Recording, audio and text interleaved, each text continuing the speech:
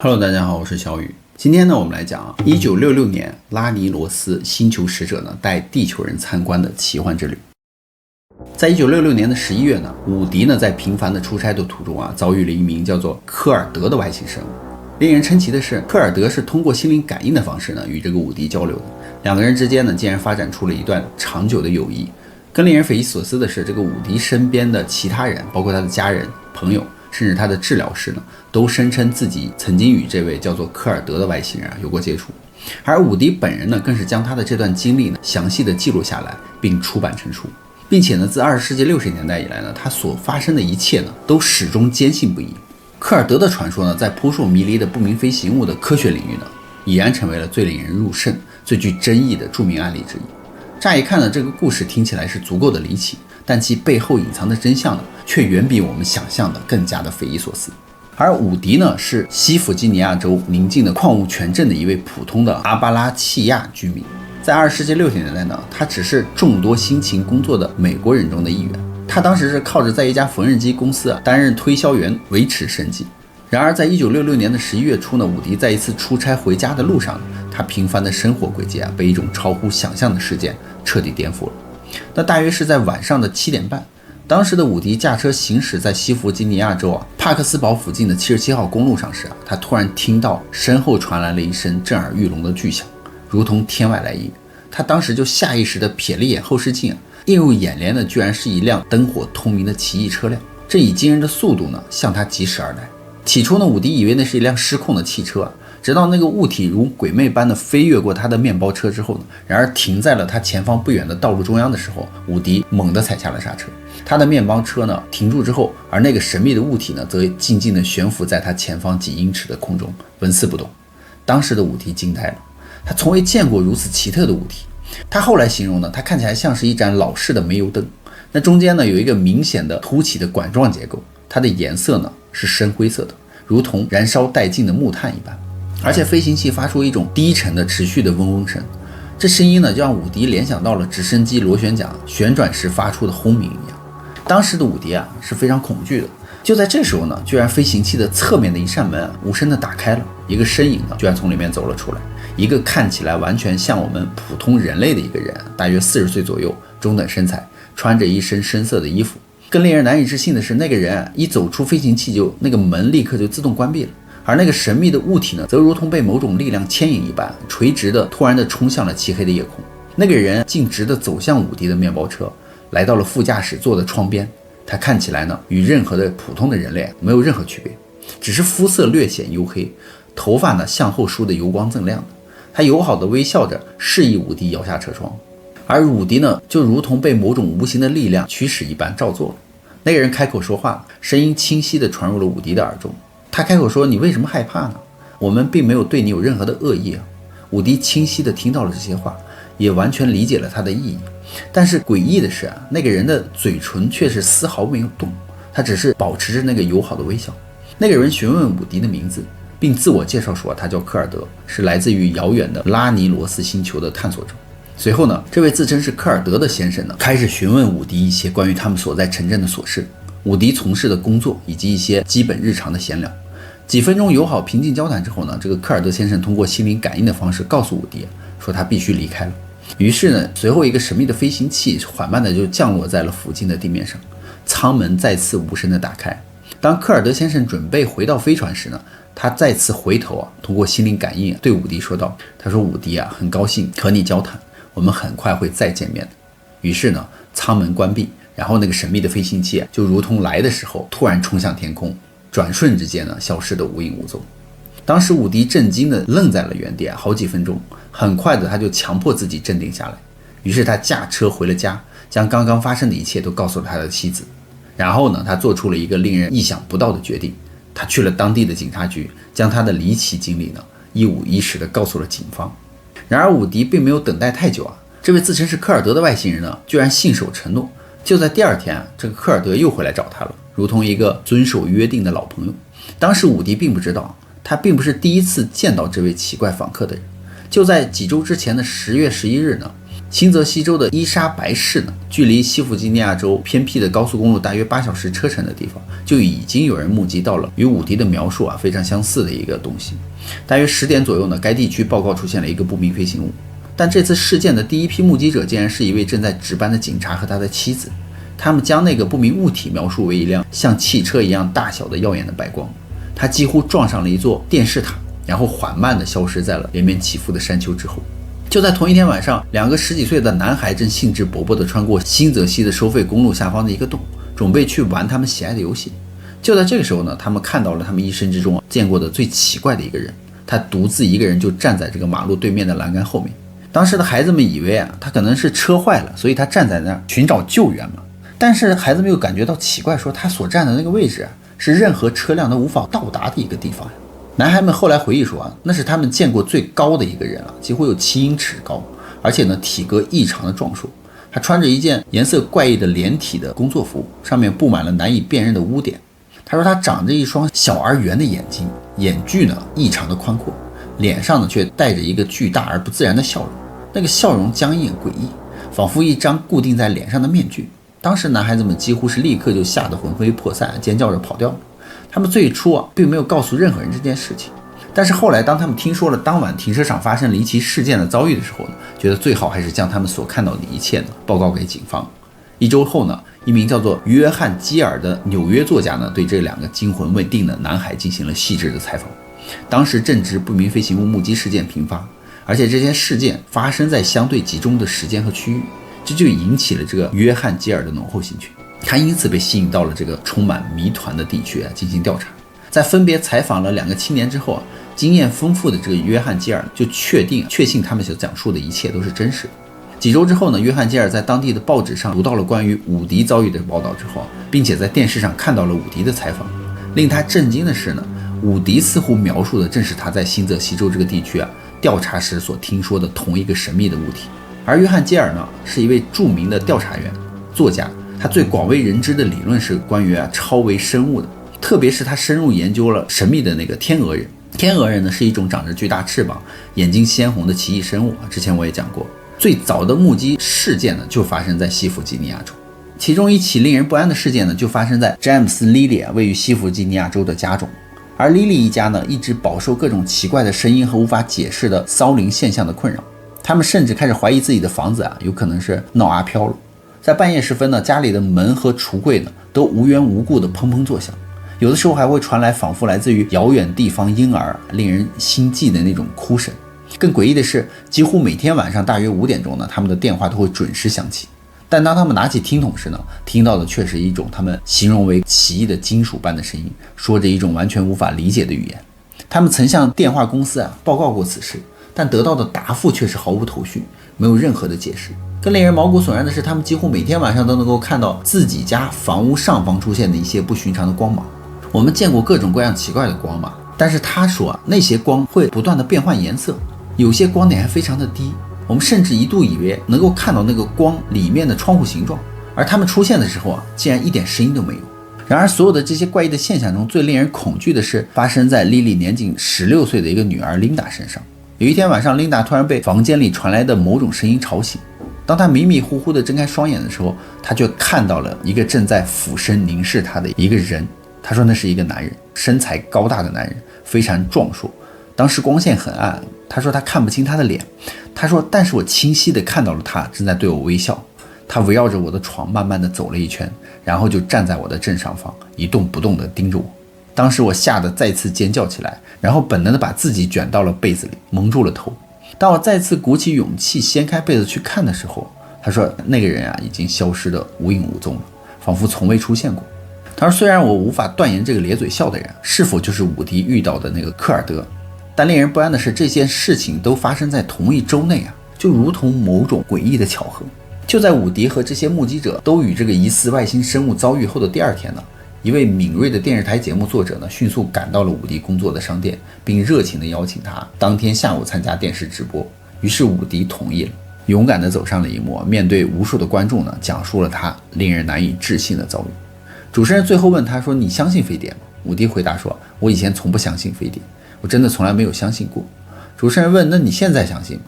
伍迪思考了一下，回答说：我不相信那是飞碟，但我相信那是一个外星人，某种飞行器或者是宇宙飞船之类的东西。当天夜里呢，伍迪回自己家，令他惊讶的是，他看到了一群人聚集在他的门廊上，每个人都显得异常兴奋，迫切地想要问他关于这次离奇遭遇的细节。伍迪的电话铃开始响个不停，每个人都想和他通话，其中包括各种不明飞行物研究人员新闻记者以及声称有过类似经历的人。而这个故事呢，就如同野火般迅速地传播开来，立刻引起了全国各地媒体的广泛关注和报道。每天都有十几个、几十个人出现在伍迪家门口，无论是白天黑夜有些人甚至默默地就站在他家的后院，对着天空望，仿佛期待再次看到那个神秘的飞行器。这种情况他说持续了几个月之久。所有的这些突如其来的关注给伍迪一家带来了巨大的压力。伍迪的孩子在学校里受到了同学们的嘲笑和骚扰，镇上的一些人则公开指责他是一个骗子或者是疯子。最终不堪重负的伍迪，他的妻子带着孩子们搬离了他的家，而不久之后也选择了离婚。这段离奇的遭遇给他们原本平静的生活留下了难以磨灭的伤痕。一天晚上伍迪很晚才拖着疲惫的身体回家，通常聚集在他门口的人群早已经散去了，只剩下了黑夜的寂静。他将汽车停在旁边刚打开车门，突然就听到了一个熟悉的声音在空气中响起，说：别害怕伍迪，我是科尔德，这位是我的朋友卡尔。科尔德竟然来了，而且还带来了他的伙伴。于是伍迪就和这两位来自遥远星系的访客在他的门梁上坐了下来，聊了整整2个小时。他们炽烈地讨论了他们在母星劳利斯星上的生活。正如这个科尔德和卡尔所描述的那样，劳利斯是位于一个遥远的星系，它被称为加尼梅拉库鲁斯，那是一个充满深刻和平、团结和同情的星球。冲突和仇恨的概念在他们来说是完全陌生的。劳利斯的人从小就被教导要对所有的生物视为家人，就如同地球上那些理想化和平主义的社区，每个人都和谐相处，他们都统一信仰一个单一的宇宙之神，万物和生命的创造者。那在他们的宇宙观中歧视没有任何存在的根基，所有的生命都是这位神平等而珍贵的子女。每一个劳利斯的人都肩负着服务社区和互动的集体目标。而劳利斯的居民在技术上高度发达，他们对重力和空间的理解已经达到了完美的程度。通过几个世纪的专注研究和心灵感应的运用他们已经完美地掌握了对重力和空间的操控能力。而心灵感应是所有劳利斯人在很小的时候就学习的一项基本技能。他们坚信如果地球人也能够学会心灵感应，那么地球世界将会实现真正的和平。而心灵感应可以有效地阻止不诚实的行为，并且每个人都能够理解他人真实的感受，从而消除误解和冲突的根源。传说中心灵感应这种神秘的能力其起源可以追溯到遥远的上古时代。而那个时候一群勇敢的地球的探险家在遥远的拉尼罗斯星球遭遇了不幸的坠机。他们在一心的孤独和对陪伴的强烈渴望就如同干柴烈火一般，就点燃了所有人都潜在的休眠的心灵感应能力，使得他们能够跨越语言的障碍进行交流。经过长时间的深入交谈这个伍迪荣幸的就被邀请参观科尔德的飞船内部。于是伍迪就答应。伍迪就说飞船内部是充满了伍迪完全无法理解的技术，例如可以自动开关的门，墙壁上由奇异的蓝光构成的神秘文字。在伍迪的书中这段描述听起来就像是在描述现代的平板显示器。尽管他完全的无法理解那些闪烁的符号和代表的含义，伍迪对这台神秘的机器着迷不已。他渴望了解他们的工作原理，以及他如何能够在宇宙中自由穿梭。于是这个科尔德友善的就问他是否想去兜风呢？对于如此难得的机会伍迪当然是不会拒绝的。于是科尔德还微笑着问他说：你想看看我们的星球吗？那伍迪毫不犹豫的就点了下头，眼中充满了好奇和期待。于是窗户再次关闭，飞船微微震动了一下，仅在片刻之间他们便如同穿越了时空隧道一般，前往了另一个遥远的世界。那在前往拉尼罗斯的奇妙旅途之中这个科尔德还热情地向这个伍迪介绍了飞船上的其他成员。但他之前已经见过卡尔了，并得知卡尔是飞船的副指挥官。他还见到了另外2位友善的船员托尼和达罗。当飞船接近月球，距离月球表面大约600英尺时他竟然与一艘更加庞大的飞行器成功对接了。伍迪称这艘巨大的飞行器为母舰，但科尔德则称之为旗舰。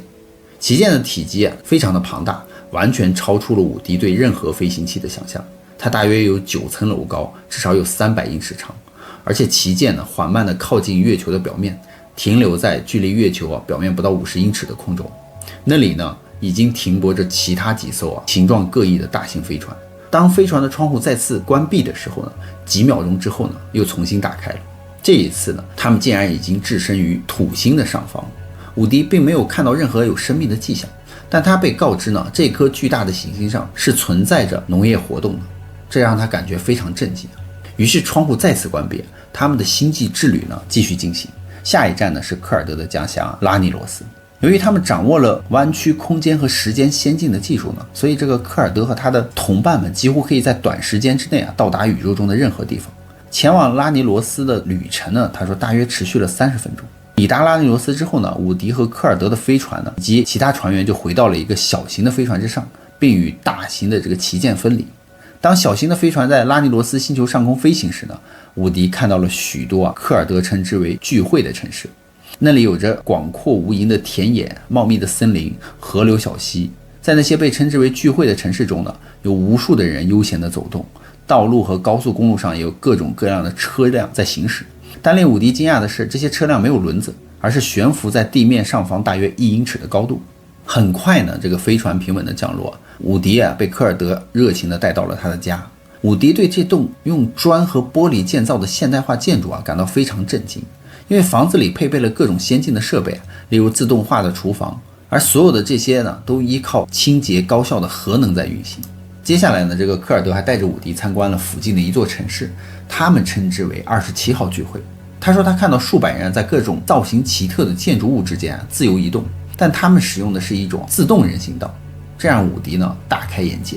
因为街道两旁林立着各种商店，参照方式呢与地球上的商店也是非常相似的，甚至呢还有伍迪熟悉的巨型百货商店，一切看起来呢都与地球非常的相似。只有一个非常大的区别呢让伍迪感到有些不适应。他说就是每个在当地生活的这些外星人呢都是赤身的在生活，因为那些拉尼罗斯人坚信呢应该以造物主创造他们的本来面目示人，这是一种对自然的尊重，所以他们平时呢不穿衣服，除非是在跳舞或者是天气寒冷的时候他们才穿。在他们看来呢，这才是2个非常合乎逻辑需要穿衣服的场合。那为了更好的融入当地的生活呢，科尔德还给了伍迪一件长袍让他穿上。伍迪只感到轻微的不自在，因为他所看到的每个人呢都拥有着非常健美的身材，而科尔德告诉他说他们在生理上与人类完全相同，但由于他们的健康和平的生活方式呢，他们通常是能够活到125到175的。他们从小呢就被教导要控制食物的摄入量，并且呢只食用非常健康的有机食物，没有任何化学添加剂。他们不吃巧克力、猪肉、漂白面粉，他们吃少量的瘦牛肉，但更喜欢各种新鲜的海鲜。不过他们饮食主要还是以各种新鲜的水果蔬菜为主。而咖啡呢在这个星球上非常受欢迎，而且他们整个社会都非常注重幸福感和互相理解。孩子们一直上学到28岁之后，他们可以自由地选择任何他们想要从事的工作。如果他们想要更换工作呢，他们随时可以这样做。社会呢会给予他们充分的自由。而伍迪说呢，最让他印象深刻的是这个拉尼罗斯的货币体系了。人们的报酬呢不是根据他们的技能和才能来决定，而是根据他们的家庭规模和基本需求，完全遵循了各尽所能各取所需的原则。在伍迪的眼中呢，拉尼罗斯简直就是一个天堂般的存在，而科尔德告诉他，这还只是众多有人居住的行星之一。那在与科尔德相处了很长一段时间之后呢，伍迪问了一个显而易见的问题，就是为什么是他？科尔德想要他做什么呢？于是科尔德只是希望伍迪能够与地球上的人们交谈，分享他所经历的一切。科尔德希望地球人能够了解到其他的星球上的人们是如何生活的，而科尔德希望伍迪能够说服人类向地球上的政府施压，让他们公开关于不明飞行物的真相。所以伍迪尽其所能去做了这一切，这正是他撰写这个来自于拉尼罗斯的访客这本书的主要原因。他尽可能的与很多的媒体交谈，他举办讲座，尽力的去信守他对科尔德的承诺。伍迪呢，直到2000年才去世，距离他第一次见这个科尔德相遇呢，已经过去了漫长的23年。而现在呢，或许是历史上发布这个信息的最佳的一个时机。关于不明飞行物的披露呢，正在缓慢坚定的发生。人们比以往任何时候都更容易接受不明飞行物和外星生命的想法了。现在，所以如果有一天你发现自己面对着一个安静而微笑的男人，一个不知何故让你能够倾听他想法的男人，那么大家请不要害怕，你完全知道他是谁了。他就是来自于拉尼罗斯的使者科尔德。而科尔德的故事呢，是不明飞行物历史上最经久不衰的一个传奇之一了。这是一个精心设计、细节丰富、错综复杂的故事。但它是真的吗？事实上呢，你无法真正的彻底揭穿这个故事，因为伍迪是唯一一个直接的目击者，因此我们也无法拿出确凿的证据来证明这个故事的真实性。但值得注意的是著名的不明飞行物研究者约翰基尔呢，确实为伍迪还书写了序言。在序言中呢，这个约翰基尔坦诚地表示呢，你是否最终相信伍迪的故事并不重要。他个人觉得伍迪相信自己所说的是实话，并且呢，他的声音和经历应该被认真的倾听。所以大家认为呢？那么好了，故事呢，宇哥也就讲完了。别忘了订阅关注宇哥的频道，看后续更多精彩内容哦。